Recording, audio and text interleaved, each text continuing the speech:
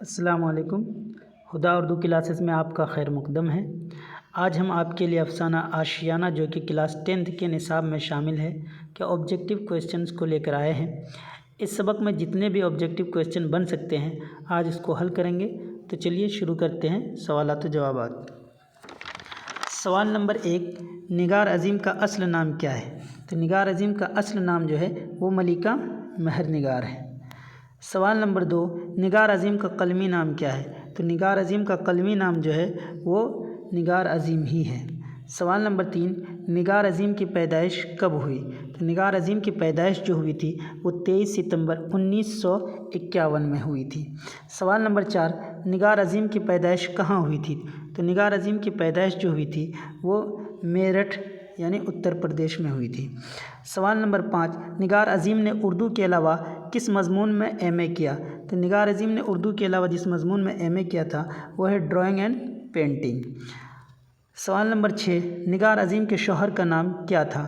نگار عظیم کے شوہر کا نام جو ہے وہ عبدالعظیم صدیقی ہے۔ سوال نمبر 7، نگار عظیم نے کہاں سے پی ایچ ڈی کیا تھا؟ تو نگار عظیم نے جامعہ ملیہ اسلامیہ سے پی ایچ ڈی کیا۔ سوال نمبر 8، نگار عظیم نے کس کے افسانہ نگاری کا تنقیدی جائزہ کیا؟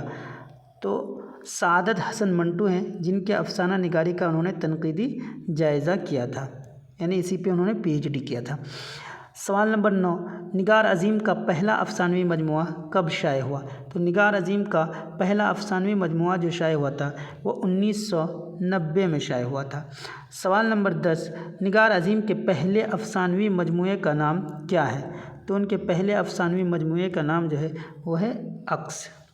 سوال نمبر 11، نگار عظیم کا 1999 میں کون سا افسانوی مجموعہ شائع ہوا؟ تو نگار عظیم کا 1999 میں جو افسانوی مجموعہ شائع ہوا اس کا نام ہے گوہن۔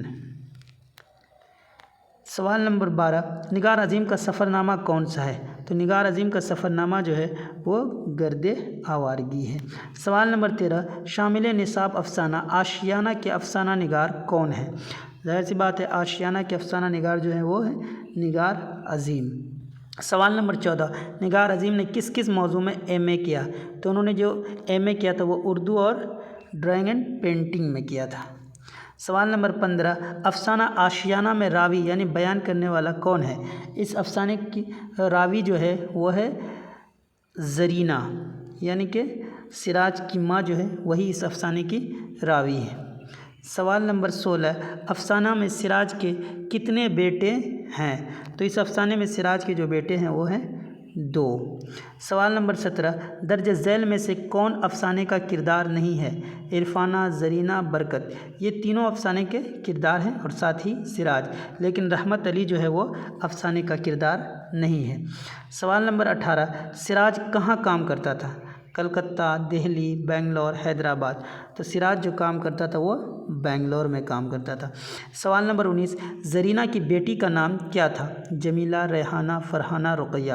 تو اس افسانے میں زرینہ جو تھی یعنی کہ سراج کی ماں، اس کی ایک بیٹی بھی تھی، اس بیٹی کا نام کیا ہے؟ رقیہ۔ سوال نمبر 20، سراج کے دونوں بیٹوں کا نام کیا تھا؟ تو ان کے دونوں بیٹوں کا نام جو تھا وہ عدنان اور عرفان تھا۔ تو یہ اس افسانے سے 20 سوالات تھے اور یہ وہ سوالات ہیں جو محنت سے تیار کیے گئے ہیں اور چانسز رہتے ہیں ان سوالات کے ریپیٹ ہونے کے، تو تیاری کرتے وقت آپ اس کو ضرور دیکھیں ایگزام کے لیے۔ اگر آپ کو ہمارا یہ ویڈیو پسند آ رہا ہے تو ہمارے اس ویڈیو کو لائک کریں اور ہمارے چینل کو سبسکرائب کریں اور زیادہ سے زیادہ شیئر کریں تاکہ دوسروں کا فائدہ ہو اور ایگزام کی تیاری میں انہیں مدد ملے۔ شکریہ۔